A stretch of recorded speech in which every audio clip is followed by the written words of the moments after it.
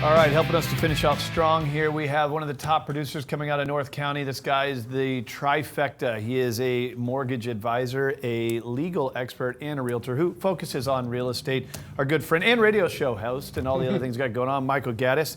And first time on the show, Robert Kenyon, but you and I have met before. You have Discover North County, which is a cool publication. And then also big time traveler. You're with First Cabin Travel. Wow. So Gaddis, you're the radio show host. Let me just toss the mic your way. What do we got today? Well, you know, usually I come on the show and I talk about real estate or legal matters or loan matters, whatever it might be. I thought I'd lighten it up today and bring in a travel specialist because travel is something that I'm very passionate about. So I met Robert, and one of the things I learned about Robert is he's traveled to 172 countries. 172, is that it? Well, there are 196 if you count Taiwan. The United Nations doesn't recognize Taiwan, so you've got 195 countries in the world.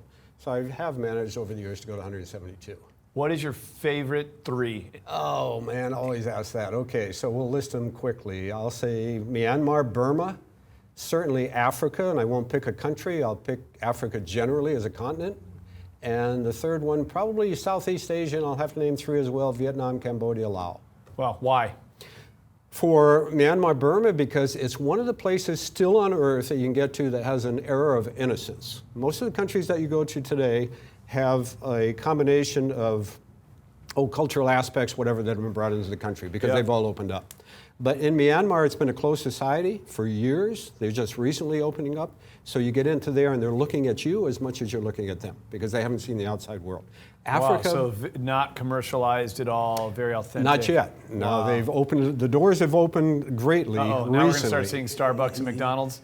Hopefully not. But you better get there yesterday. Yeah. And Africa because of the animal. I mean, it's, you know, you can go to the San Diego Zoo, fantastic. You can go to the Wild Animal Park, fantastic. Get out to parts of Africa, and I don't mean the places where you get 20 vans around a vehicle. I mean the places, locations, Botswana, places in South Africa, Zambia, where you're there with one or two vehicles and the lion is looking at you as an unfriendly visitor as much as you're looking at it.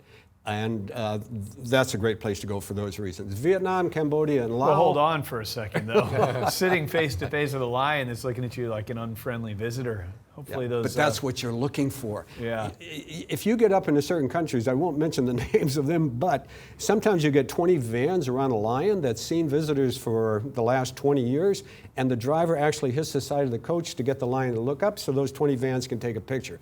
I want to send you where that lion is looking at you as a stranger. Wow. And what was number one? Myanmar, Burma. And why was that?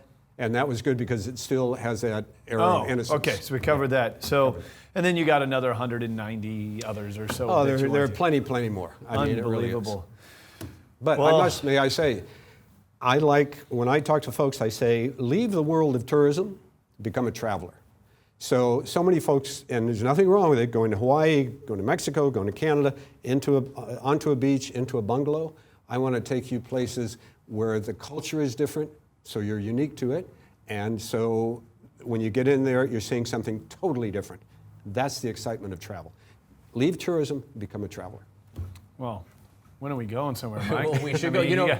I'm sure he's got some good hookups for us, right? Oh, he does. Yeah. And I'll tell you something. A lot of people collect things. I'm sure you collect things. I collect life experiences. This man represents life experiences to me. That's what he does. And one of the things that's amazing about it is he does luxury travel. So it's just not some mass market where you get on a bus with 50 people. We're talking about your own private car, your own private guide, your accommodations, breakfast and lunch included. And the great thing about it is it's not as expensive as you think it is. So can you give some advice? I mean, somebody looking to travel, what advice would you give them? I mean, the countries you name, how do we set up a trip? How do we keep it cost effective? Oh, that's easy. Keep in mind that I started this in 1989. Okay. So I've had friendships since 1989, many of the people still in place. So I get on the web, I go to email, and I can set up a tour within a heartbeat. And as Michael alluded to, you can go in there and you're getting your private driver guide and also the accommodation, breakfast and lunch. But it is, in my mind, so much better than going on a group tour, which I used to do, is that when you get there, say you go to the Taj Mahal, India. So you're getting there and you've lived to see the Taj Mahal all of your life. Other people who may be on that group care less for the Taj Mahal. So you get into there and you want to stay 3 hours, they want to stay 3 minutes.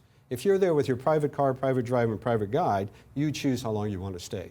You choose if you want to be out all day, you want to cut that short. You choose if you want to go to shops and shop or not. And that's in Asia at $235 a day. But let me be specific, if you go to Africa, it's not $235 a day. Africa is more expensive. But we certainly can do it based upon my contacts, based upon the traveling that I've done, that we can keep it at a level that's just absolutely, I like to call it an unexpected bargain, luxury at an unexpected bargain. Awesome. And then you got the magazine too. So you obviously have a lot of time on planes to put stuff like that together. It's iconic up in North County. Gaddis, you being a top producing realtor up there. Tell us about the magazine. Well, I was going to Yeah, say, whatever. he's Go ahead, the Gaddis. editor. You're the guy. This is an amazing magazine. This is a very high-end magazine. It's a quality production here. And if you look, What I like through about you it, it's can got see all good kinds of content in stuff. there. You know, a lot of times you see magazines and it's full of ads. There's actually a lot of high quality content. Obviously, there's a delicate balance between revenue and content, right? But there's great content in that thing, and I get a copy of it and read right through the thing. Oh, good for you, and that's, you hit the point right on the nail, because what I like to think, we used to do tour brochures for my magazine, for my travel company. We've now come into the magazine business because we also want to advertise. It was a good way for me to do that. My goal is to put it on the coffee table and keep it there. How do you do that? You do it by great literary content, as you mentioned. Not only do I want folks to read it and enjoy it, I want them actually to anticipate the next issue. That's what we aim for. Beautiful thing. Gaddis, how's the market, man? I got 1 minute left. It's hot. Yeah? It's hot. If you want to sell right now, wherever you're at. Whatever camera we're at, you sell right now. That's it. Don't wait. You'll regret it. But you genuinely mean that, though, because there's not much inventory, so you're going to get a lot of offers. Absolutely, I mean it. And I'm a data man. I'm a numbers man, as you've seen on the previous shows. I look through statistics. It's hot right now. It's definitely a seller's market. You think it'll stay that way throughout the year? I don't think so. So do it now if you need to do it. I'm telling you, things could change by the end of the year. Radio show host, top producing realtor, magazine connoisseur, traveling guru. I mean, like, come on, guys, you're making my job difficult. I'm going to start reading notes here. Good to have you on the show. Great story. We've had a great show today, man, and you guys just finished it off really strong. Gaddis, keep doing what you do. Reach out to these guys online. They got a great story to tell you there as well. All right, coming up next, we got to finish the show up, wrap it up with the Sewing Says segment, and we'll be out here. Stick around.